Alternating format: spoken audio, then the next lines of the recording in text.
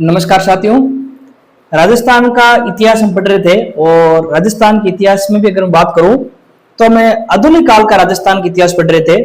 और इस संबंध में अगर जो हमारी पिछली दो कक्षाएं आप देखें तो हम राजस्थान के अंदर बनने वाले जो राजनीतिक संगठन है उन राजनीतिक संगठनों की चर्चा कर रहे थे, जिसमें हमने एक कक्षा के अंतर्गत तो राजपूताना और मध्य भारत सभा और उसी के साथ में आपके जो अखिल भारतीय देशी राज्य लोक परिषद है और उसकी जो प्रांतीय शाखा है राजपूताना देशी राज्य लोक परिषद और फिर उसकी जो क्षत्रिय शाखा है उनका अध्ययन किया था।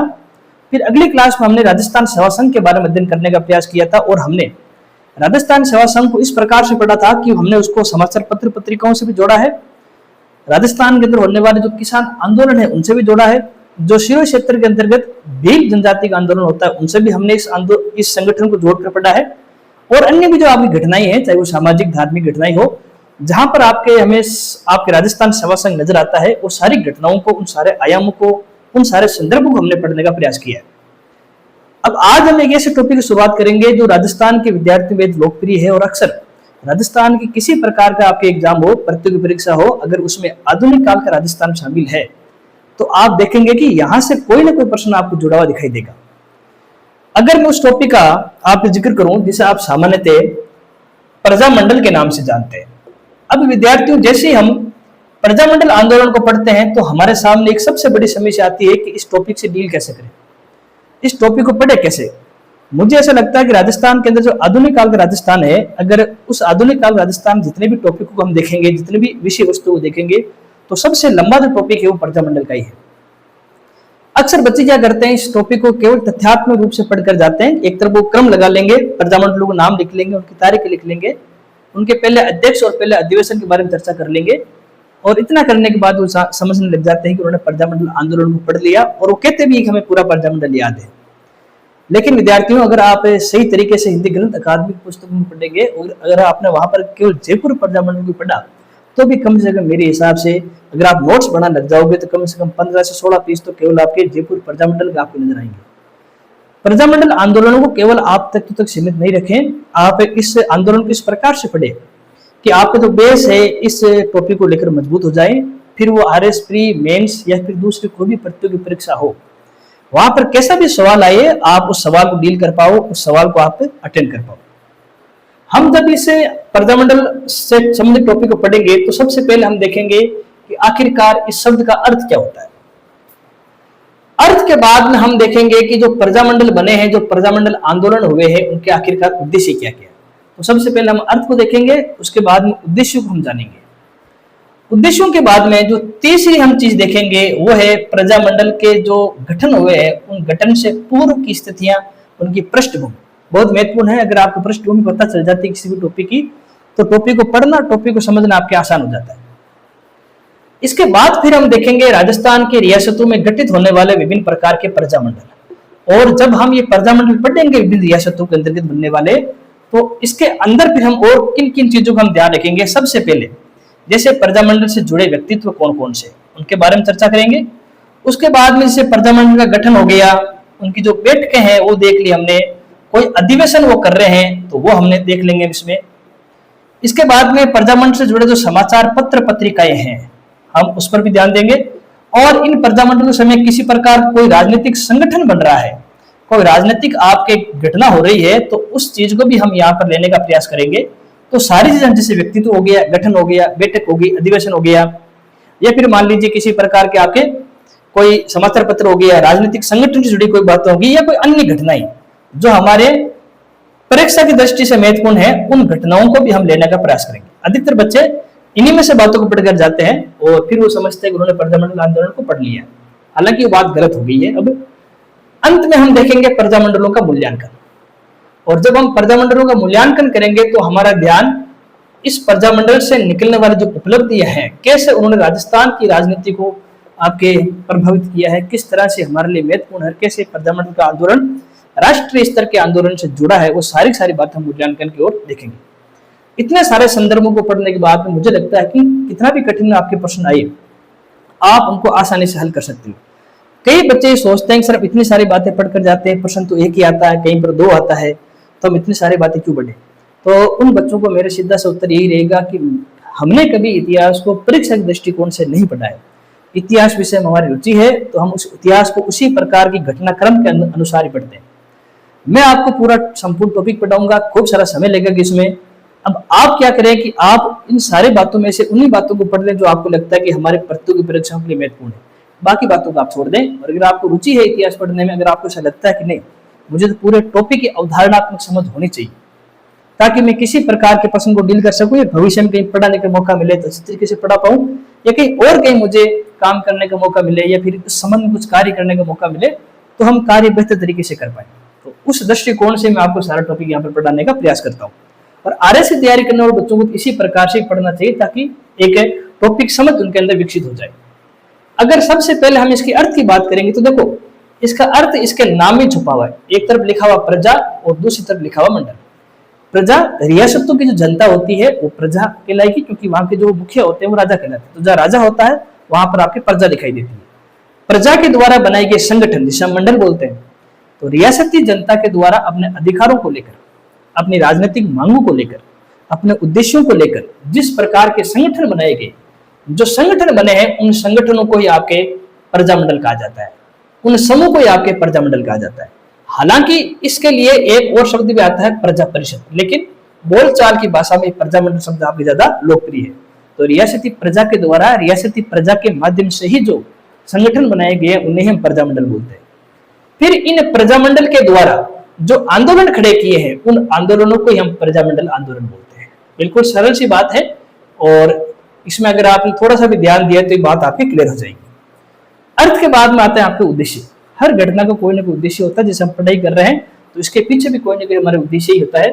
तो अगर मैं इन प्रजामंडलों के उद्देश्य की बात करूंगा तो सबसे पहला जो हमें उद्देश्य ये आता है नजर कि जो रियासती जनता है उनके अंदर जो राजनीतिक चेतना है वो राजनीतिक चेतना को जगाना।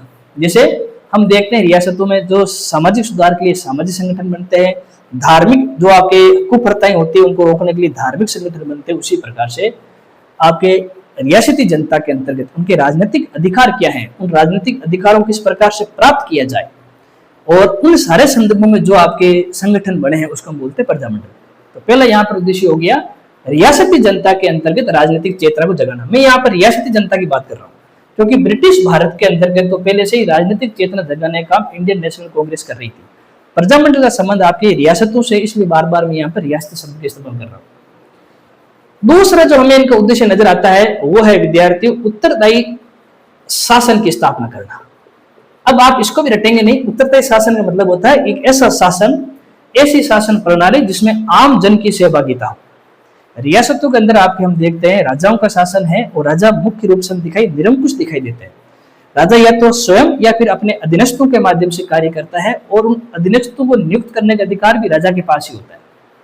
तो इस शासन में आम जनता की सहभागिता नहीं है।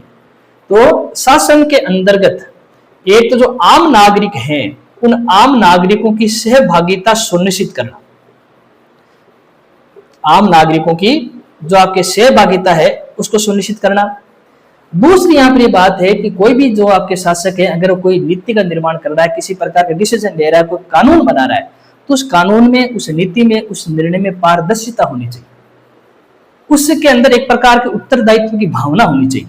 तो जो आपके शासन संचालित कर रहे हैं अगर वो किसी प्रकार की नीति का निर्माण कर रहे हैं, कोई नियम बना रहे हैं, तो उस नियमों, उस नीति के अंतर्गत पारदर्शिता होनी चाहिए, एक प्रकार से उसके अंदर शुचिता होनी चाहिए, उसके अंदर उत्तरदायित्व की भावना होनी चाहिए, जिम्मेदारी पूर्ण निर्णयों का निर्माण करें। इन दोनों आपके संदर्भों से मिलकर जिस शासन की आपके निर्माण होने की प्रक्रिया शुरू होती है उसी को बोलते हैं उत्तरदायी शासन। सामान्य अर्थ में समझे तो शासन जो संचालित करने वाली संस्था है, चाहे वो राजा हो चाहे वो लोगों का समूह हो, कुछ लोगों का समूह हो, उसके अंतर्गत आम लोगों को सहभागी बनाना, आम लोग ये डिमांड कर सके कि शासन के अंदर कौन कौन से निर्णय लिए जा रहे हैं बताएं, कैसे लिए जा रहे हैं बताएं, उन निर्णयों के अंदर हमें शामिल किया जाए। ये सारी प्रक्रिया उत्तरदायी शासन के अंतर्गत शामिल होती है। तो जो रियासतों के अंदर जो प्रजामंडल आंदोलन बढ़ रहे हैं उसके अर्थ को हमने देखा। फिर हमने देखा कि आखिरकार ये आंदोलन, ये प्रजामंडल आखिरकार बने क्यों, इनके पीछे क्या उद्देश्य है। अब इन प्रजामंडल आंदोलनों के बनने की हम पृष्ठभूमि को देखेंगे और पृष्ठभूमि को देखने से हमें यहाँ पर 3 चीजें हमें ध्यान रखनी पड़ेगी। राजस्थान के अंतर्गत अगर आप राजनीतिक चेतना को समझना चाहते हैं तो आपको 3 स्तरों पर ध्यान देना पड़ेगा। एक तो राजस्थान की वे स्थिति जो 1927 से पहले की है, एक राजस्थान की वे स्थिति जो हमें 1927 से लेकर 1938 के बीच में दिखाई देती है, और एक वे स्थिति जो 1938 के बाद में। अगर आप इन तीन स्तरों को समझ लेते हैं, अगर आप इन तीन आयामों को, संदर्भ को समझ लेते हैं, तो ये जो राजनीतिक संगठन बन रहे हैं विशेष तौर से आपके प्रजामंडल, उनको आप समझ पाएंगे। 1927 से पहले की बात करूं तो राजस्थान राजनीतिक स्तर पर हमें शिथिल दिखाई देता है। राजस्थान में 1927 से पहले इतने कोई राजनीतिक संगठन नहीं बने हैं। 1927 से पहले जो संगठन बने उनका संबंध कहीं न कहीं सामाजिक और धार्मिक सुधारों से ही रहा है, क्योंकि एक प्रकार से इंडियन नेशनल कांग्रेस भी कहीं ना कहीं आपके अपना ध्यान ब्रिटिश भारत की ओर दे रही है, और वो रियासती क्षेत्र में आंदोलन चलाने से बच रही है, राजाओं से टकराव होने से बच रही है, क्योंकि उनको अपने आंदोलनों में राजाओं का भी सहयोग चाहिए, आम लोगों का भी सहयोग चाहिए। तो कहीं ना कहीं वो अपना पूरा ध्यान ब्रिटिशों का विरोध करने की ओर जा रहा है, और इस वजह से वो रियासती क्षेत्र पर ध्यान नहीं दे पा रही। इस कारण हम देखते हैं कि 1927 से पहले राजस्थान या फिर किसी भी रियासत के अंदर हमें राजनीतिक संगठनों की बनने की प्रक्रिया कम ही दिखाई देती है।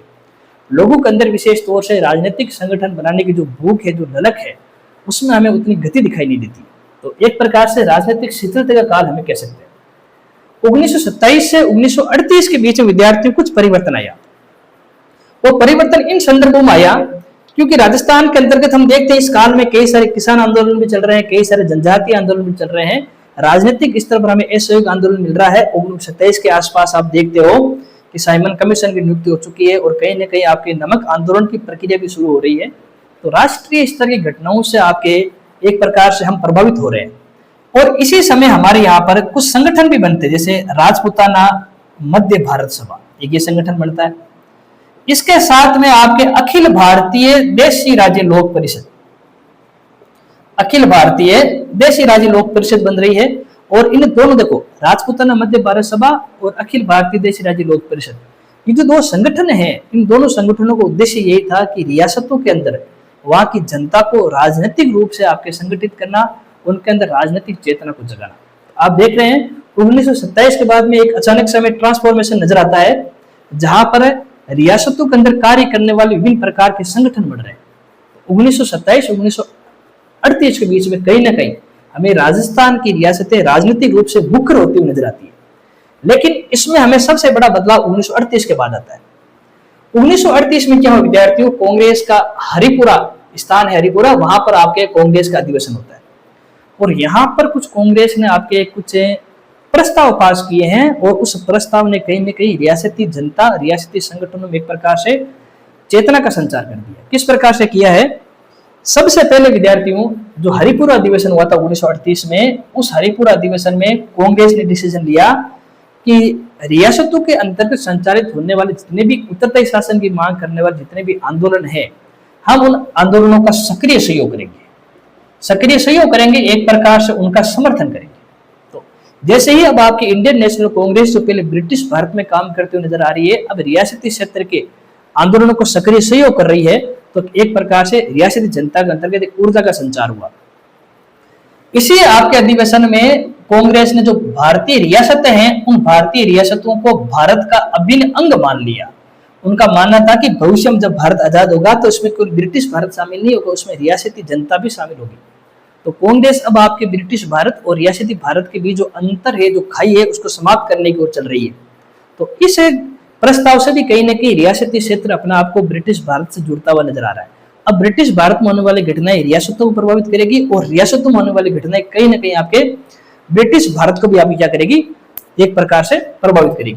और तीसरा जो है, रियासती क्षेत्र में उत्तरदायी शासन के लिए जो आंदोलन चल रहे हैं, एक प्रकार से जो संगठन बन रहे हैं, उन संगठनों का भी समर्थन करने और उन संगठनों के साथ सक्रिय सहयोग करने का प्रस्ताव भी आपके कांग्रेस ने कर दिया। तो एक तरह से जो रियासतों के अंदर जन आंदोलन चल रहे हैं उनका समर्थन कर दिया, और रियासतों के अंदर जो उत्तरदायी शासन की मांग है उस मांग का समर्थन कर दिया, और रियासतों को भारत का अभिन्न अंग मान लिया। जैसे ये तीन घटनाएं कांग्रेस के हरिपुरा अधिवेशन होती है, तब हम देखते हैं राजस्थान के अधिकांश जो आपके प्रजामंडलों गठन होता है 1938 के बाद में होता है। हालांकि हमें जयपुर जैसे प्रजामंडल 1931 में, जिसका पुनर्गठन 1937 में हो रखा दिखाई देते हैं, लेकिन आप जब राजस्थान के प्रजामंडल देखेंगे, जब आप उनकी तारीखों को रटने का प्रयत्न करेंगे, तो उस तारीखों में आप देखोगे कि अधिकांश जो आपके राजस्थान की रियासतों के जो प्रजामंडल बने हैं 1938 के आसपास उसके बाद में गठित होते नजर आते हैं। तो आप देखेंगे 1927 से पहले की शीतल स्थिति है, 1927 से 38 के बीच में कुछ हमारी राजनीतिक चेतनाओं का संचार हुआ है, जब कई सारे आपके संगठन बने हैं। और 1938 के बाद हम देखते हैं कि एक प्रकार से प्रजामंडल आंदोलन की बाढ़ सी आ गई और फिर पूरा पूरा जो राजस्थान है वो प्रजामंडल आंदोलन के अंदर शामिल हो चुका है। तो सबसे पहले हमने अर्थ को देखा, उसके बाद हमने इन आंदोलनों के, इन संगठनों के उद्देश्य देखे, अब हमने इनकी पृष्ठभूमि भी देखा। अब राजस्थान के अंदर बनने वाले हम देखेंगे प्रजामंडल कौन कौन से।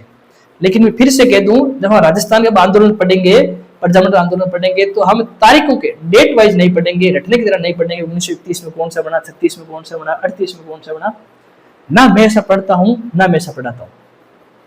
राजस्थान के प्रजामंडल पढ़ने से पहले हम ये बात ध्यान रखेंगे कि हम सबसे पहले उन 4 रियासतों के प्रजामंडल देखेंगे जो भारत के अंतर्गत आजाद रहने की भूमिका निभा सकते थे। जैसे जयपुर के अंदर प्रजामंडल, जोधपुर का प्रजामंडल, इसके बाद में जो मेवाड़ क्षेत्र का प्रजामंडल है, बीकानेर क्षेत्र का प्रजामंडल, उनको देखेंगे। उसके बाद में हम क्षेत्र के अनुसार प्रजामंडल देखेंगे। हाड़ौती क्षेत्र में कौन से प्रजामंडल बने, जैसे जो आपके कोटा, बूंदी, बारां, झालावाड़ क्षेत्र के प्रजामंडल, उनको देखेंगे। फिर आपके जो मत्स्य क्षेत्र के जो प्रजामंडल है, अलवर, भरतपुर, धौलपुर, करौली, उनके प्रजामंडल को देखेंगे। फिर राजस्थान के दक्षिणी और दक्षिणी पूर्व क्षेत्र जो मेवाड़ का है, डूंगरपुर है, बांसवाड़ा है, प्रतापगढ़ है, इन क्षेत्रों में जो प्रजामंडल बने उनको देखेंगे। और सबसे अंत में राजस्थान के पश्चिमी क्षेत्र का जो प्रजामंडल है, जैसलमेर प्रजामंडल, उसको देखने का प्रयास करेंगे। कहीं पर भी हम तारीखों के अनुसार नहीं पढ़ेंगे, हमारे लिए तारीख महत्वपूर्ण नहीं है, हमारे लिए घटनाएं महत्वपूर्ण है। तो हम घटनाओं के अनुसार इस प्रजामंडल आंदोलन को देखने का प्रयास करते हैं। तो सबसे पहले हम आज की शुरुआत हम राजस्थान की जो सबसे पहले एक प्रकार का प्रजामंडल बोल सकते हैं, जिसका फिर पुनर्गठन भी किया गया था, जयपुर प्रजामंडल। और उस जयपुर प्रजामंडल में कौन कौन सी घटनाएं घटित हुई है, कौन कौन से व्यक्तित्व उसमें सहयोग रहा है, उनकी हम यहाँ पर अब चर्चा करने का प्रयास करते हैं। तो इस तरह जो हमारा पहला जो प्रजामंडल रहेगा विद्यार्थियों, जिसके बारे में अध्ययन करेंगे, वह होगा विद्यार्थियों आपके जयपुर प्रजामंडल। अब देखिए, इसमें हम सीधे ही 1931 की घटनाओं से शुरुआत नहीं करेंगे जहां पर जयपुर प्रजामंडल गठन हुआ है, या फिर 1936 की घटनाओं से हम इसको शुरू नहीं करेंगे जहां पर ये प्रजामंडल पुनर्गठित हुआ है। उसके पहले भी कई सारे हमें ऐसी चीजें दिखाई देती है जो हमारी परीक्षा की दृष्टि से भी महत्वपूर्ण है और हमें पढ़नी चाहिए। वो पढ़ेंगे तो एक आपको क्रम मिलेगा और उस क्रम से प्रजामंडल को आपको याद नहीं रखना पड़ेगा, आप उसको समझ पाओगे। जैसे जो आपके जयपुर का भाग है, इस जयपुर रियासत के अंतर्गत जो जन जागृति लाने का काम, प्रारंभिक काम अगर किसी व्यक्ति ने किया है तो विद्यार्थियों वह है अर्जुन लाल सेठी। हालांकि जब हम राजस्थान के जो क्रांतिकारी दल है या फिर राजस्थान के प्रमुख ऐतिहासिक व्यक्तित्व है जब पढ़ेंगे, तब इनके बारे में वो डिटेल से पढ़ेंगे। लेकिन हम अर्जुन लाल सेठी जी के बारे में यहाँ पर वो बातें जरूर पढ़ना चाहेंगे जो हमारे प्रजामंडल आंदोलन से कनेक्ट होती है, उनसे जुड़ती है। अर्जुन लाल सेठी के विद्यार्थियों की बात करूंगा तो इन्होंने राजकीय सेवा की जगह स्वतंत्रता आंदोलन में अपनी सहभागिता को चुना। आप सब याद करने का प्रयास करते हो कि अर्जुन लाल सेठी वे शख्सियत है जो पहले चोमू के जो आपके देवी सिंह थे उनके यहाँ कार्य करते थे, लेकिन अपनी राजनीतिक गतिविधियों की वजह से उन्होंने वो कार्य छोड़ दिया। तत्कालीन जो जयपुर के जो शासक थे माधव सिंह तृतीय ने भी इनको एक प्रकार से आमंत्रित किया था, एक प्रकार से कार्य करने के लिए एक ऑफर दिया था। लेकिन आप सब जानते हो कि अर्जुन लाल सेठी जी ने एक बहुत ही अच्छा व्यक्तित्व देखकर उस चीज को नकार दिया। उन्होंने कहा कि अगर अर्जुन नौकरी करेगा तो फिर अंग्रेजों को भारत से बाहर कौन निकालेगा। तो आप अर्जुन लाल सेठी जी की इन गतिविधियों से देखते हो कि वह बार बार आपके राजकीय सेवा की जगह, एक आरामदायक जीवन की जगह एक संघर्षशील जीवन को चुनना चाहते हैं, अपने आपकी सहभागिता राजनीतिक आंदोलनों को सुनिश्चित करना चाहते हैं।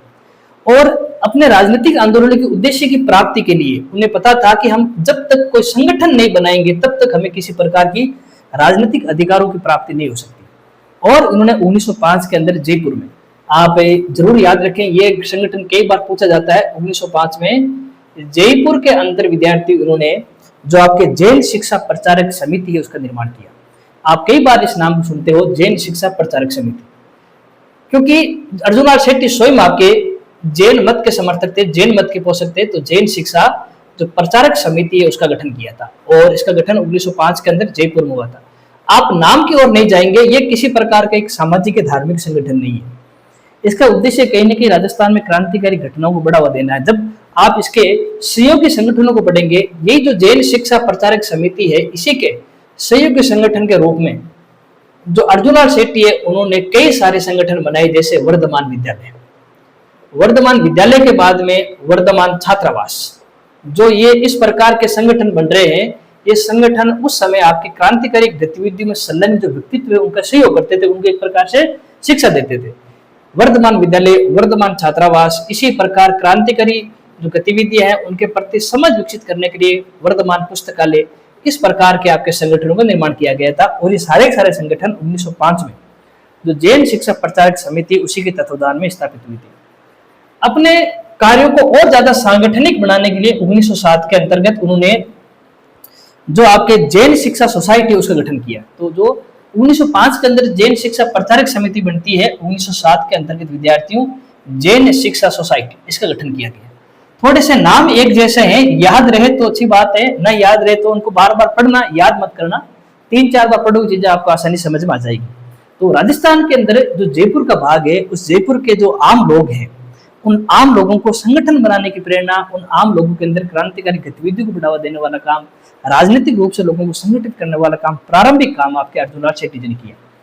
और इन्हीं आपके उद्देश्यों को हम देखते हैं कार्यान्वित करने के लिए, उनको आपके एक प्रकार से लागू करने के लिए विभिन्न प्रकार के संगठनों का निर्माण अर्जुनलाल शेट्टी करते हैं। जो अर्जुनलाल शेट्टी जी है, उनका जो विद्यालय था वर्धमान विद्यालय, एक प्रकार से राजनीतिक गतिविधियों को संचालित करता था। और वर्धमान विद्यालय के कई छात्र थे, आप सबने सुना होगा। बिहार के अंदर एक जगह है विद्यार्थियों आरा, और आरा के अंतर्गत विद्यार्थियों एक और हमें जगह दिखाई देती है आपके निमाज। निमाज के अंदर विद्यार्थियों जैन उपासना था। उपासना का मतलब होता है जो जैन मत के जो उच्च शिक्षण संस्थान होते हैं उनको बोलते हैं उपासना। तो जो निमाज क्षेत्र है, वहां के जो महंत थे उनका नाम था आपके भगवंत सिंह, भगवंत दास या भगवंत सिंह उनका नाम है। और ये क्रांतिकारी यहाँ जो निमाज के अंतर्गत जो आपके जैन उपासना बना वहां जाते हैं। वहां जाने के इनका प्रमुख उद्देश्य होता है कि इस क्षेत्र के अंदर जो धन है उस धन को प्राप्त करना, ताकि क्रांतिकारी गतिविधियों और तेजी से राजस्थान में फैलाई जा सके। और इसी एक संघर्ष में, इसी एक झड़प के अंतर्गत भगवंत दास की हत्या हो जाती है। इस पूरी जो घटना है, उस घटना को हम निमाज हत्याकांड के नाम से जानते हैं, जो 1913 का घटित हुआ था। हम यहाँ इस पूरे हत्याकांड को नहीं पढ़ेंगे, जब क्रांतिकारी घटनाएं पढ़ेंगे तो इस चीज को और देख लेंगे। मैं यहाँ ये चीज इसलिए पढ़ा रहा हूँ कि इस निमाज हत्याकांड के बाद में कहीं ना कहीं आपके जो अर्जुनलाल शेट्टी जी है उनको गिरफ्तार कर लिया जाता है। और गिरफ्तार करने के बाद उनको वेलूर भेज दिया जाता है। और वेलूर भेजने के बाद में जब वो 1920-21 में जब वापस रिहा होते हैं, तो रिहा होने के बाद में उन्होंने अपना कार्य क्षेत्र जयपुर की जगह अजमेर को बना लिया। ये आप सब जब राजस्थानी क्रांतिकारी गतिविधियां पढ़ते हैं तो वहां सब चीजों का आप सीखने का मौका मिलता है। जैसे ही अर्जुनलाल शेट्टी विद्यार्थी जयपुर को छोड़कर अजमेर को अपना कार्य क्षेत्र बना लेते हैं, तो जयपुर के अंतर्गत राजनीतिक चेतना का संचार करने वाले व्यक्तित्व की कमी महसूस होती है। और इस कमी को पूर्ण करने का काम विद्यार्थियों हीरालाल शास्त्री ने किया। तो जयपुर में अर्जुनलाल शेट्टी के बाद में दूसरे ऐसे व्यक्तित्व जिन्होंने राजनीतिक चेतना का संचार किया वह है विद्यार्थी हीरालाल शास्त्री। और हम हीरालाल शास्त्री जी बारे पढ़ते हैं, इन्होंने जयपुर के अंतर्गत एक प्रकार से लोगों को जन जागृति फैलाने के लिए एक संगठन बनाया जिसको बोलते हैं जयपुर हितकारिणी सभा। हमने पहले भी कहा था कि राजस्थान में कई सारे संगठन है जिसको हम प्रजामंडल आंदोलन के समय पढ़ेंगे, और उसी की बात को हम स्वीकार करते हुए यहाँ पर चीज पढ़ रहे हैं कि हीरालाल शास्त्री जी ने जयपुर के अंतर्गत जयपुर हितकारिणी सभा गठन किया। और इसके अध्यक्ष के रूप में विद्यार्थियों जो बालचंद शास्त्री है उनको नियुक्त किया गया। तो जयपुर के अंतर्गत राजनीतिक एक प्रकार से गतिविधियां बढ़ाने, सामाजिक समझ विकसित करने, सामाजिक सुधारों के लिए, लोगों में जन जागृति फैलाने के लिए शुरुआत में जयपुर हितकारिणी सभा गठन किया गया। बालचंद्र शास्त्री जी को इसका एक प्रकार सभापति अध्यक्ष बना दिया गया। आपने ये बात जरूर पढ़ी होगी, हीरालाल शास्त्री जी के जो आपकी एक पुत्री थी जिनका नाम था शांताबाई। और शांताबाई के बारे में कहा जाता है कि मात्र 11-12 वर्ष की आयु में ही इन्होंने अपना आप को राजस्थान के अंतर्गत, विशेष तौर से जयपुर के अंतर्गत स्त्री शिक्षा के लिए समर्पित कर दिया। और 1935 के आसपास शांताबाई की अकाल मृत्यु हो जाती है। और अकाल मृत्यु होने के बाद में जो हीरालाल शास्त्री है उन्होंने ये बात तय कर दी, इन्होंने एक प्रकार से सुनिश्चित कर दिया कि जो कार्य उनकी पुत्री ने अपनाया है उस कार्य को पूर्ण करके रहेंगे। और फिर जयपुर के अंतर्गत उनके आसपास के क्षेत्रों में स्त्री शिक्षा को बढ़ावा देने के लिए जो अपनी पुत्री है उसी का स्वप्न पूरा करने के लिए हीरालाल शास्त्री जी ने अपना आपको स्त्री शिक्षा के लिए आपके आगे बढ़ाया, सामाजिक सुधारों के लिए आगे बढ़ाया। और फिर हीरालाल शास्त्री जी ने जो एक नया आपके हम कह सकते संगठन खड़ा किया, उस संगठन को हम जीवन कुटीर के नाम से जानते हैं। हम इसे शांताबाई शिक्षा कुटीर के नाम से भी जानते हैं, और आधुनिक काल में हम इसे वनस्थली विद्यापीठ के नाम से भी जानते हैं। तो जो वनस्थली विद्यापीठ बना है या फिर हम शांताबाई शिक्षा कुटीर बना है, इसकी जो आपके रूपरेखा है वो भी हमने समझ ली है। तो जो ये संगठन बना है कहीं ना कहीं आपके रियासतों के अंतर्गत एक प्रकार से शैक्षिक कार्यों को, शिक्षा के क्षेत्र में कार्य करने को आपके बढ़ावा दे रहा है। तो जो कार्य आपके अर्जुनलाल शेट्टी जी ने किया है उसको आगे बढ़ाने का काम विद्यार्थियों आपके यहाँ पर हीरालाल शास्त्री जी कर रहे हैं। लेकिन एक समय ऐसा आया विद्यार्थियों, जयपुर के क्षेत्र में 1922 से लेकर 1931 के बीच में हमें जयपुर के अंतर्गत एक प्रकार के आंदोलनों का क्रम देखने को मिलता है। कुछ स्थानीय मांगों को लेकर बार बार हमें यहाँ पर आंदोलन होते नजर आ रहे हैं। जैसे 1922 के अंतर्गत जयपुर के अंतर्गत एक आंदोलन हुआ हिंदी को राजभाषा बनाने के लिए, और उस आंदोलन को हिंदी राजभाषा आंदोलन के नाम से जानते हैं। तो जो 1922 के अंतर्गत जो आंदोलन खड़ा हुआ उसको बोलते हैं हिंदी राजभाषा आंदोलन।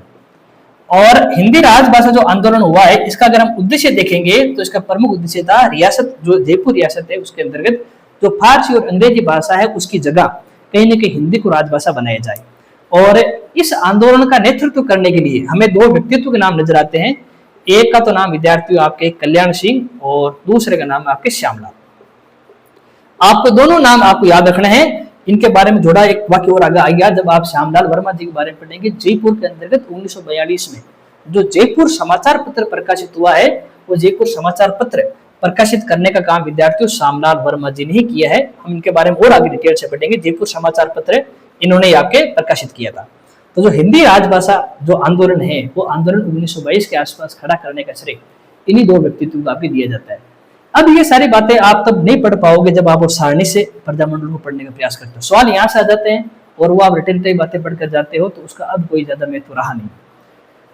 1922 के बाद में 1925 के आसपास हमें फिर से जयपुर के अंतर्गत एक और आंदोलन खड़ा होता है जिसको बोलते हैं अनाज निकासी से जुड़ा हुआ आंदोलन। 1925 के आसपास जयपुर के अंतर्गत विद्यार्थियों अकाल की स्थिति थी और अकाल की स्थिति में जयपुर रियासत क्या कर रही थी, जयपुर से अनाज को निर्यात कर रही थी। तो लोगों की डिमांड थी, लोगों की मांग थी। तो अकाल पड़ चुका है, अकाल के समय स्थानीय जनता को अनाज की जरूरत पड़ेगी और ऐसे समय में यहाँ की सरकार है जो अनाज को निर्यात कर रही है। इसलिए जो अनाज निकासी आंदोलन है वो आपके जयपुर में चलाया गया।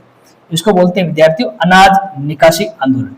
तो आप देखेंगे जो हिंदी राजभाषा आंदोलन है वो भी जयपुर में हो रहा है और जो अनाज निकासी आंदोलन जो हो रहा है वो भी कहीं ना कहीं आपके जयपुर में हो रहा है। और इन दोनों आंदोलनों से जो जयपुर के आम लोग है कहीं ना कहीं राजनीतिक गतिविधियों को और मुड़े हैं। एक विशेष घटना तब घटी थी विद्यार्थियों, जयपुर के जो शासक थे माधो सिंह तरती। माधो सिंह तरती की जब मृत्यु हो जाती है तो आगे अगले शासक के रूप में आपके मान सिंह द्वितीय का चुनाव होता है। क्योंकि इस समय मान सिंह द्वितीय अल्पवयस्क थे और ब्रिटिश शासन की एक प्रकार की नीति थी कि जब कोई राजा अल्पवयस्क होता है तो शासन का सारा भार राजा को नहीं दिया जाता है। शासन करने के लिए एक प्रतिनिधि सभा बना दी जाती है जिसको रिजेंसी काउंसिल बोलते थे। रिजेंसी काउंसिल की आपके स्थापना करती गई। इस काउंसिल में क्या होता था कि जो ब्रिटिश सरकार है अपने ही जो मनपसंद के व्यक्तित्व होते हैं उनका एक समूह बना दिया जाता है। फिर वो समूह ब्रिटिशों के अनुसार जयपुर के अंदर शासन को संचालित करने का कार्य करेगी। एक प्रकार से रिजेंसी काउंसिल के पास सारे शासन के अधिकार होते हैं, लेकिन रिजेंसी काउंसिल जयपुर के अंतर्गत अपने भ्रष्टाचार के कारण आपके बदनाम थी। लोगों ने इसका विरोध किया। जब लोगों ने इसका विरोध किया तो गोलीबारी हुई। इस गोलीबारी में कई आपके जो राजनीतिक कार्यकर्ता वो आपके शहीद हुए। तो जो 1922 का जो हिंदी राजभाषा आंदोलन है, फिर 1925 के आसपास जो अनाज निकासी आंदोलन है, और अब जो आपके मान सिंह द्वितीय को अल्पवयस्क होने के कारण जब शासन अधिकार नहीं दिए गए और रिजेंसी काउंसिल स्थापित कर दी गई तो उसके भ्रष्टाचार के विरुद्ध भी जयपुर की आम जनता कहीं न कहीं विद्यार्थियों आपके आंदोलन खड़े करते हुए नजर आ रही है। 1931 के अंतर्गत विद्यार्थियों एक महत्वपूर्ण घटना घटित हुई। आप सब जानते हो कि हमने जब बेल आंदोलन पढ़ा था तो हमने मोतीलाल तेजावत के नेतृत्व को बड़े अच्छी तरीके से हमने पढ़ने का प्रयास किया था और हमने ये भी देखा था कि मोतीलाल तेजावत ने महात्मा गांधी जी की सलाह पर आत्मसमर्पण कर दिया था गुजरात के खेड़ब्रह्म नामक स्थान पर। और निरंतर लोग ये मांग कर रहे थे कि मोतीलाल तेजावत को रिहा कर दिया जाए। 5 अप्रैल 1931 को बहुत ही महत्वपूर्ण तारीख है। मैं अक्सर तारीखें याद करने के लिए नहीं कहता हूं, पर मुझे ऐसा लग रहा है कि ये तारीख आपको याद करनी चाहिए। 5 अप्रैल 1931 को जयपुर के अंतर्गत मोतीलाल तेजावत की रिहाई के लिए मोतीलाल दिवस मनाया गया। बड़ी अच्छी बात है, अक्सर एक परीक्षा में से पूछता नहीं है। तो 5 अप्रैल 1931 को मोतीलाल तेजावत की रिहाई के लिए जयपुर के जो लोग हैं उनके द्वारा जिस दिवस का आयोजन किया गया उसे बोलते हैं विद्यार्थियों आपके मोतीलाल दिवस। ध्यान रखना, इस मोतीलाल का संबंध आपके पंडित मोतीलाल नेहरू से नहीं है बल्कि राजस्थान के एक आपके कार्यकर्ता हैं जिन्होंने भीलों के उद्धार के लिए काम किया, मोतीलाल तेजावत के लिए। और जब ये आपके आंदोलन हो रहा था तो उस समय जो आपके कुछ ऐसे व्यक्तित्व हैं जिनको आपके रिजेंसी काउंसिल सरकार ने गिरफ्तार कर लिया था। थोड़े से नाम यहाँ पर आपको खूब सारे दिखाई देंगे, जैसे गुलाब सिंह है, इसके बाद में कुंदन सिंह है या फिर आपके किशोर सिंह है, ऐसे जो व्यक्तित्व जो आपके जयपुर के अंतर्गत एक प्रकार से राजनीतिक चेतना को बढ़ाने का काम कर रहे थे, और 1931 के इस घटना की वजह से इनको भी गिरफ्तार कर लिया गया। तो कैसे पहले आपके अर्जुनलाल शेट्टी जी ने जयपुर के अंतर्गत राजनीतिक चेतना की संचार की शुरुआत की, उसको सामाजिक रूप से आगे बढ़ाने का काम आपके हीरालाल शास्त्री जी ने किया, और फिर कुछ ऐसे आपके स्थानीय आंदोलन खड़े हो गए हैं जिनकी वजह से जयपुर के अंतर्गत जन जागृति का आपके इस तरह चरम पर दिखाई देता है। अब जयपुर के लोगों को ऐसे व्यक्तित्व की आवश्यकता है जो उनका नेतृत्व कर सके, उनको एक तरह संगठित कर सके और फिर संगठनात्मक आंदोलन खड़ा कर सके, और वो कार्य जिस व्यक्तित्व ने पूरा किया उसी का नाम विद्यार्थी जमनालाल बजाज। अब 1931 के आसपास जमनालाल बजाज का आपके जो मूल शिखर के थे और उनका कार्यभार आपके वर्धा तक फैला था। आप जमनालाल बजाज उस समय के महान विचारक थे, महान राजनीतिज्ञ थे, और एक प्रकार से हम कह सकते हैं कि ये क्रांतिकारियों और आंदोलनों को बढ़ावा देने के लिए भामाशाह की भूमिका भी निभाते थे। जमनालाल बजाज के बारे में इतना कहा जाता है कि उन्होंने एक चेकबुक पर साइन करके महात्मा गांधी जी को दे दिया था और उनसे कहा था कि जब भी आपको पैसे की आवश्यकता पड़े इसमें आप पैसे डाल लीजिए, पैसे भर लीजिए, आपको रोकने वाला नहीं है। एक प्रकार से आंदोलनों को सहयोग करते थे, घटनाओं को, राजनीतिक घटनाओं को आगे बढ़ाने का काम करते थे। और अभी जमनालाल बजाज जब इनका जयपुर में आगमन हो चुका है और अब ये जयपुर के अंतर्गत संगठनात्मक कार्रवाई को बढ़ावा देंगे। तो जयपुर के अंतर्गत जमनालाल बजाज ने किस प्रकार से घटनाओं को आपके आगे बढ़ाई है, तो अगर हम उस पर ध्यान देंगे तो अर्जुनलाल शेट्टी, हीरालाल शास्त्री और हीरालाल शास्त्री के बाद में जो तीसरे व्यक्तित्व हमें नजर आ रहे हैं विद्यार्थियों, वो है आपके जमनालाल बजाज। जमनालाल बजाज के बारे में अगर मैं सामान्य बात करूं आपके, तो ये अपने आप को गांधी जी के 5 पुत्र बोलते थे। इनका मानना था गांधी जी से इतनी नजदीकियां थी कि ये अपने आप को गांधी जी का 5 पुत्र कहलाते थे। ये अपने आप को गुलाम नंबर 4 कहते थे। कई बार परीक्षा पूछ लेते ऐसी बातें, ये अपने आप को गुलाम नंबर 4 बोलते थे। इनका कहना था कि नंबर 1 पर भारत गुलाम है, फिर आपके राजस्थान के राजा वो गुलाम है, फिर सीकर खुद गुलाम है क्योंकि सीकर गए थे, और अंत में 4थे नंबर पर इनका नाम आता है। इस प्रकार अपने आप को गुलाम नंबर 4 बोलते थे। राजस्थान के अंतर्गत गांधीवादी नीतियों को बढ़ावा देने के लिए उन्होंने जयपुर के अंतर्गत राजस्थान चरखा संघ खोला था। इस बात का भी आप ध्यान देंगे, जो राजस्थान चरखा संघ है उस चरखा संघ का आपके जयपुर के अंदर आपके गठन करने का काम भी आपके जमनालाल बजाज ने किया है। और एक और महत्वपूर्ण बात आपको ध्यान रखेंगे, गांधी जी से इनकी इतनी नजदीकियां थी और राजनीतिक गतिविधियों में इतने संलग्न थे कि जब 1920 के अंतर्गत असहयोग आंदोलन हुआ था तो गांधी जी ने वहां पर एक मांग की थी कि सभी लोग अपनी पदवियों, अपनी उपाधियों में त्याग कर दें, और गांधी जी ने कहीं न कहीं आपके अपनी पदवी का त्याग किया था। इसी दौरान उसी बात से प्रभावित होकर जो जमनालाल बजाज है, जिनको राय बहादुर की उपाधि मिली हुई थी, और असहयोग आंदोलन के समय इन्हीं जमनालाल बजाज ने जो अपनी उपाधि है राय बहादुर की, उस उपाधि को आपके लौटा दिया। तो इन गतिविधियों से एक बात स्पष्ट हो रही है कि कहीं न कहीं जमनालाल बजाज राजनीतिक गतिविधियों में संलिप्त है, राजनीतिक गतिविधियों में वो रुचि रखते हैं। और अब एक तरफ जयपुर के अंतर्गत जो स्थानीय आपके जैसे हिंदी राजभाषा आंदोलन है, अनाज निकासी आंदोलन है, रिजेंसी काउंसिल के खिलाफ हो रहे हैं लोग, मोतीलाल दिवस मनाया जा रहा है, तो लोग एक प्रकार से उतारू है राजनीतिक संगठन बनाने के लिए। उनको एक नेता की आवश्यकता है, एक ऐसा नेता जो आर्थिक रूप से भी सक्षम हो और एक ऐसा नेता जो संगठनकर्ता के रूप में सक्षम हो।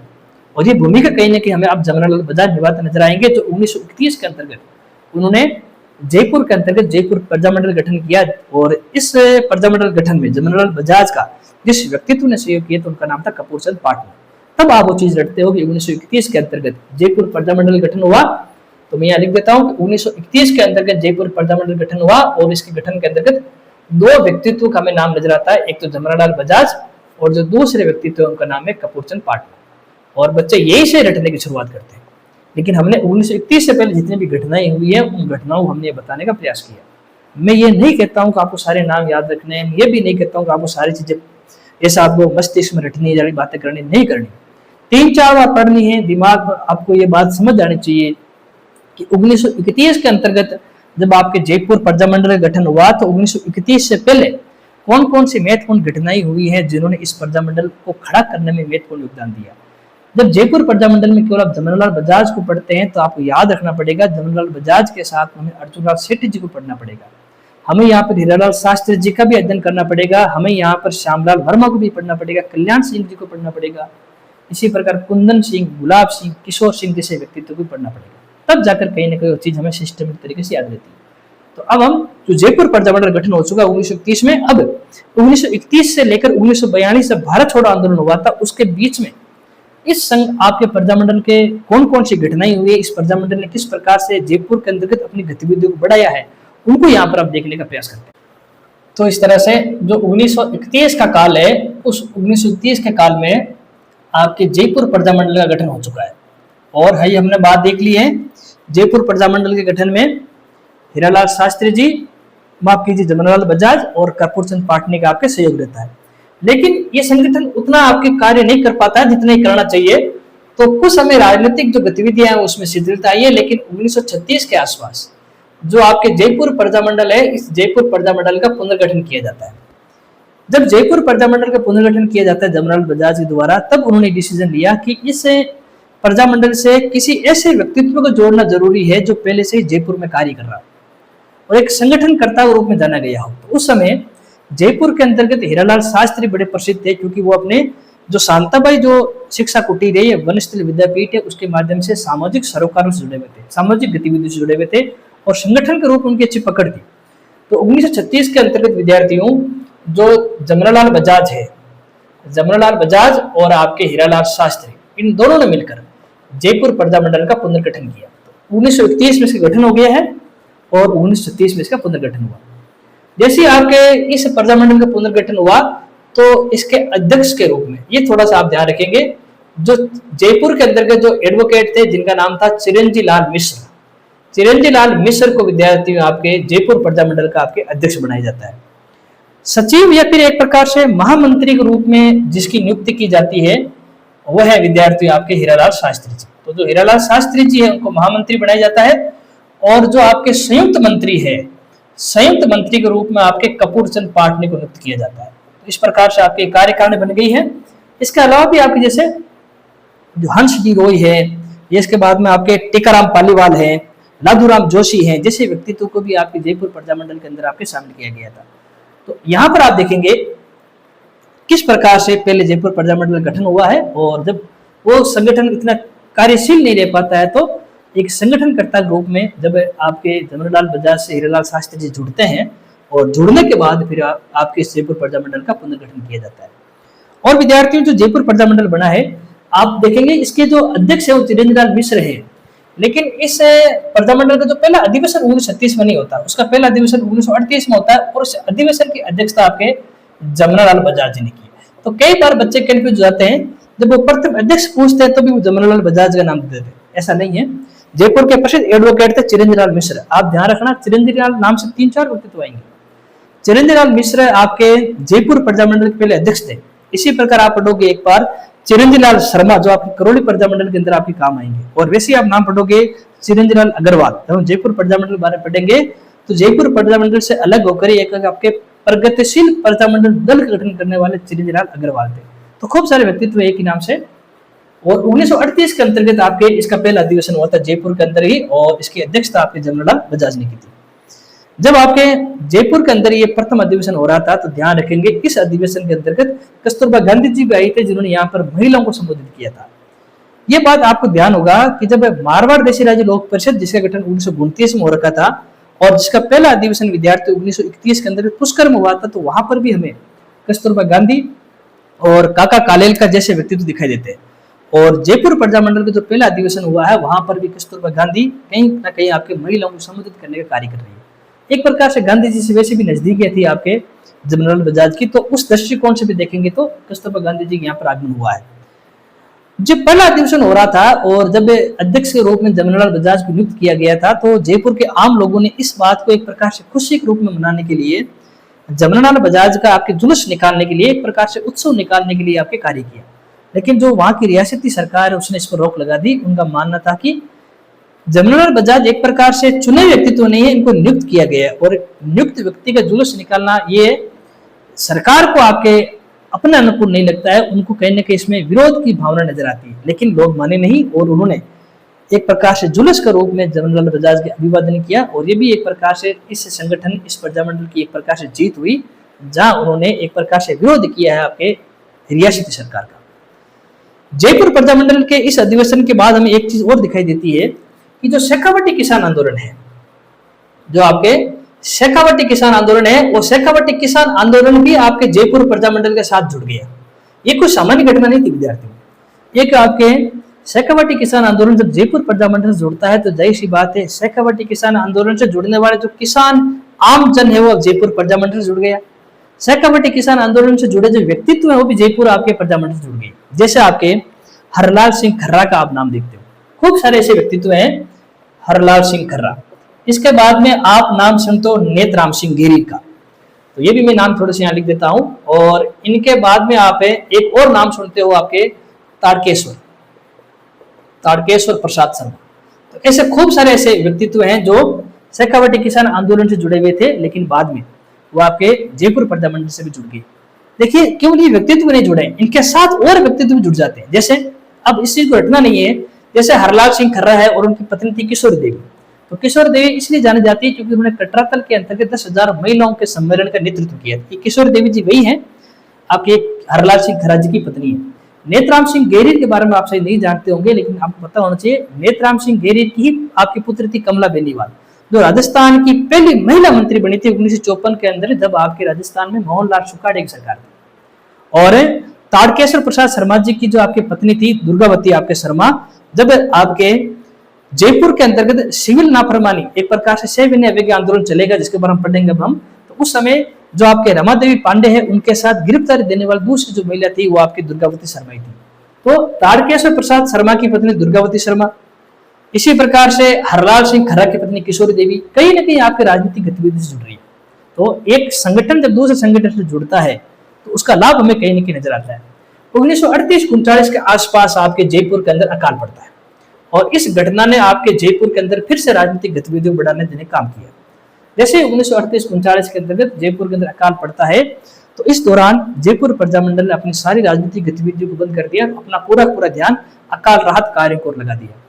और इन अकाल राहत कार्यों का जायजा लेने के लिए ही आपके दिल्ली से जमनालाल बजाज आपके जयपुर आना चाहते हैं, लेकिन रियासती सरकार को ऐसा लगा कि जैसे जमनालाल बजाज जी अब आपके जयपुर में आएंगे तो हो सकता है कि राजनीतिक गतिविधियां और बढ़ जाए, चीजें और हमारे हाथ से निकल जाए। तो जैसे आपके सवाई माधोपुर के पास आते हैं तो आपके स्टेशन पर जमनालाल बजाज जी गिरफ्तार कर लिया जाता है और उनको जयपुर नहीं आने दिया जाता है। और जमनालाल बजाज जी तो यहाँ से फिर से आपके दिल्ली चले जाते हैं। लेकिन आप ध्यान रखेंगे जमनालाल बजाज ने क्या किया विद्यार्थियों, हीरालाल शास्त्री जी के नेतृत्व में एक दल आपके बारदोली भेजा। इस बात को थोड़ा सा आप ध्यान रखेंगे, बारदोली इसलिए भेजा कि उस समय महात्मा गांधी बारदोली में थे और हीरालाल शास्त्री जी के नेतृत्व में एक दल बारदोली गया है गांधी जी से सलाह लेने के लिए कि हमें भविष्य के अंतर्गत जयपुर में किस प्रकार की गतिविधियां करनी चाहिए ताकि अकाल राहत कार्य से भी उसमें योगदान मिल सके और व्यक्तियों को राजनीतिक गतिविधियों को और भी संलग्न किया जा सके। तब महात्मा गांधी जी ने सलाह दी कि आप संगठनात्मक कार्य करें, आप रचनात्मक कार्य करें। और महात्मा गांधी जी इस सलाह को स्वीकार किया और स्वीकार करने के बाद में जमनालाल बजाज है उन्होंने आपके रियासती सरकार को एक पत्र लिखा। उस पत्र के अंतर्गत उन्होंने 3 बातें कही। पहली बात तो यह कि मैं जमनालाल बजाज जल्द ही आपके जयपुर में आऊंगा, मतलब आपकी जो आज्ञा है जयपुर में नहीं आने की उस आज्ञा को तोड़ूंगा। फिर जयपुर के अंदर आने के बाद मैं संगठन बनाऊंगा और अगर आप मुझे रोकने का कार्य करेंगे तो मैं जयपुर के अंतर्गत सिविल नाफरमानी का मतलब हो गया एक प्रकार से सविनय अवज्ञा, कि हम आपकी सरकार की बात को हम नम्रता पूर्वक नहीं मानेंगे, क्योंकि सरकार ने कह दिया कि आपको आना नहीं है, आपको संगठन नहीं बनाना है, तो हम आएंगे भी, संगठन भी बनाएंगे और आपकी बात को मानेंगे भी नहीं। और जब आपकी बात को नहीं मानेंगे तो जो आंदोलन चलेगा उस आंदोलन को बोलेंगे हम सिविल नाफरमानी। और ऐसा ही हुआ 1938 के आसपास, 1939 के आसपास आपके जमनालाल बजाज जयपुर आते हैं, लेकिन जयपुर जैसे प्रवेश करते हैं वो बेहाट के आसपास आते हैं तो उनको 1939 में फरवरी 1939 के आसपास उनको गिरफ्तार कर लिया जाता है। जमनालाल बजाज जी को जैसे गिरफ्तार किया जाता है तो इसका विरोध प्रजामंडल आंदोलन के कार्यकर्ता करते हैं। इसमें चिरंजीव लाल मिश्र भी होते हैं, इसमें चिरंजीव लाल आपके अग्रवाल भी हैं और इनको भी बाद में गिरफ्तार कर लिया जाता है। तो एक प्रकार से जो सिविल नाफरमानी जो आपके आंदोलन चला है वो आपके नेतृत्वहीन हो जाता है। यहाँ पर एक अच्छा प्रश्न बनता है कि जब जमनालाल बजाज के नेतृत्व में सिविल नाफरमानी आंदोलन चला और जब आपके इस प्रजामंडल के जो नेतृत्वकर्ता को गिरफ्तार कर लिया गया तो उसके बाद में इस सिविल नाफरमानी आंदोलन का नेतृत्व किसने किया, तो यहाँ पर आपको एक नाम याद रखना है। एक तो जो गुलाब चंद कासलीवाल है, इसके बाद में दूसरा नाम है दौलतमल भंडारी। दोनों के नाम आपको याद रखने। ऐसे प्रश्न आने की संभावना कई बार बनी रहती है। जब सिविल नाफरमानी जब का आपका आंदोलन चला था, जब सारे कार्यकर्ताओं को गिरफ्तार कर लिया गया था, तब गुलाब चंद कासलीवाल और दौलतमल भंडारी ने इस आंदोलन का नेतृत्व किया था। और जब ये आंदोलन हो रहा था इस आंदोलन के अंदर महिलाओं ने भी गिरफ्तारी दी थी, जिसमें एक तो हमने अभी पढ़ा था आपके जो रमा देवी, जो आपके हम कह सकते हैं पांडे, और इसके बाद में जो आपके तारकेश्वर प्रसाद शर्मा जी की जो पत्नी है विद्यार्थी आपकी दुर्गावती शर्मा, उन दोनों ने आपके अपनी गिरफ्तारी दी है। तो कई बार ऐसे आपके परीक्षा में सवाल आपके पूछे जाने की संभावना बन जाती है आपके। क्या इतना ही काम हुआ क्या? इसके बाद में जयपुर प्रजामंडल ने 2 विशेष दिवस बनाए विद्यार्थियों। 1 मार्च 1939 को, 1 मार्च 1939 को जो जयपुर की जो प्रजामंडल के जो कार्यकर्ता है उन्होंने जयपुर सत्याग्रह किसान दिवस मनाया। थोड़ा इसको ध्यान रखेंगे आपके, जयपुर सत्याग्रह किसान आपके दिवस, यह आपके 1 मार्च 1939 को मनाया गया। और उसके बाद में 12 मार्च 1939 को, देखिए 1 मार्च 1939 को जयपुर सत्याग्रह किसान दिवस, और आपके 12 मार्च 1939 को इसी जयपुर प्रजामंडल के कार्यकर्ताओं द्वारा जयपुर दिवस मनाया गया। ये कहीं ना कहीं आपके जो रियासती सरकार है उसका विरोध करने का तरीका था। हमने ये भी देखा था कि उन्होंने आपके 1931 के अंतर्गत मोतीलाल तेजावत गिरफ्तारी के विरोध में उनकी रिहाई के लिए मोतीलाल दिवस बनाया गया था। तो जयपुर सत्याग्रह किसान दिवस हो गया, जयपुर दिवस हो गया, या फिर मोतीलाल तेजावत दिवस हो गया, ये सारे दिवस मनाने का कार्य जिस प्रजामंडल ने किया है वो आपके जयपुर प्रजामंडल है। ऐसे सवाल पूछने की संभावना बनी रहती है विद्यार्थी, तो आप इनको 1-2 बार पढ़ेंगे, समझेंगे, चीजें आपको आसानी से याद हो जाएगी। अब विद्यार्थियों जैसे आपके 1939 में आंदोलन चरम पर था, तो 1939 में आप देखते हो उस समय एक वैश्विक घटना चल रही थी, दूसरे विश्व युद्ध, और भारत भी कहीं ना कहीं अपनी स्वतंत्रता की ओर चल ही रहा था। और गांधी जी की सलाह पर बाद में सिविल नाफरमानी का आपको जो आंदोलन चल रहा है उसको आपके बंद कर दिया जाता है। और जैसे ही इस आंदोलन को बंद किया जाता है तो सरकार, जो रियासत सरकार है, वो भी प्रजामंडल की कुछ बातों को मानती है।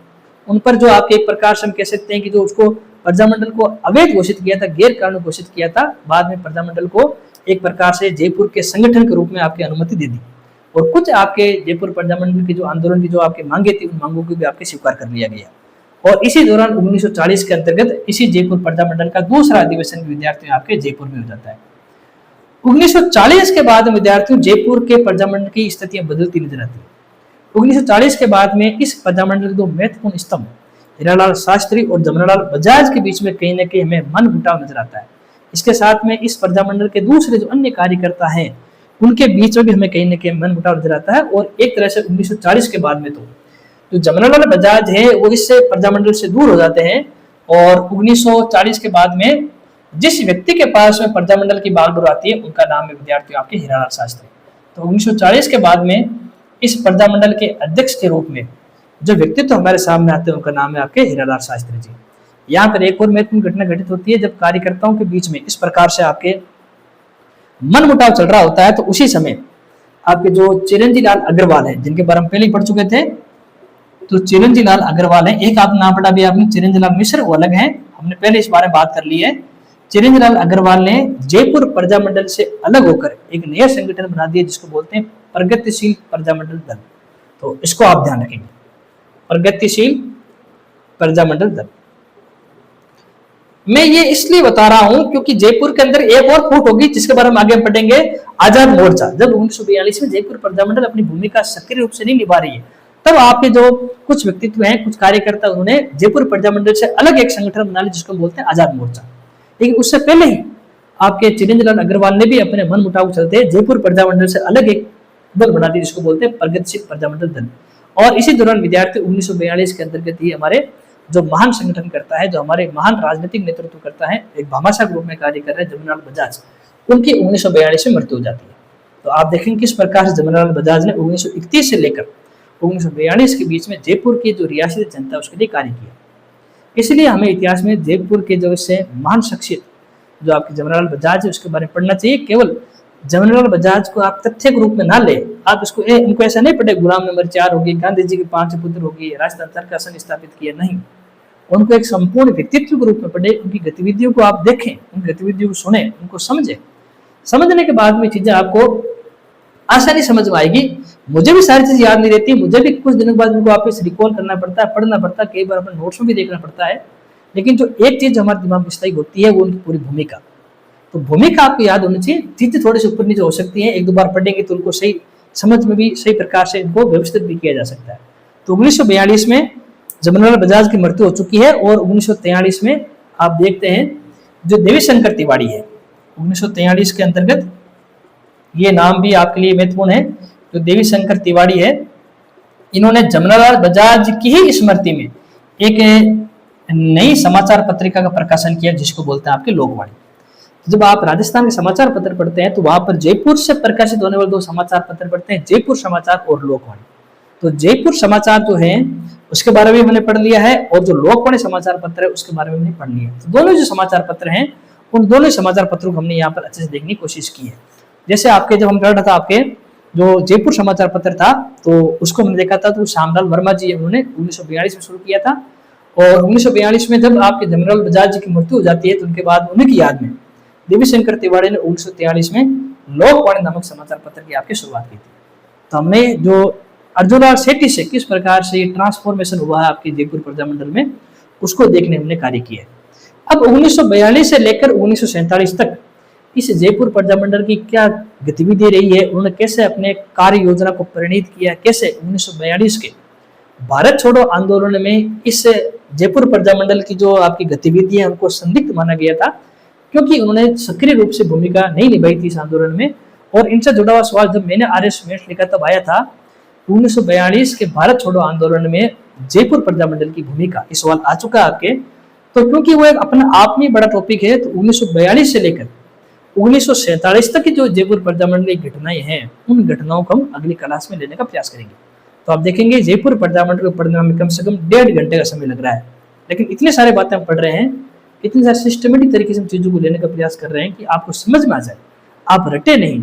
तारीख एक दो ऊपर नीचे हो सकती है, एक दो तारीख आप भूल भी सकते हो, उससे मायने नहीं रखती है। मायने रखती है तो घटनाओं की क्रमबद्धता मायने रखती है, उन घटनाओं में कौन कौन से व्यक्ति शामिल हैं, कैसे उन्होंने अपनी घटनाओं को परिणित किया, वो सारी चीजें आपको याद होनी चाहिए, समझ में आनी चाहिए।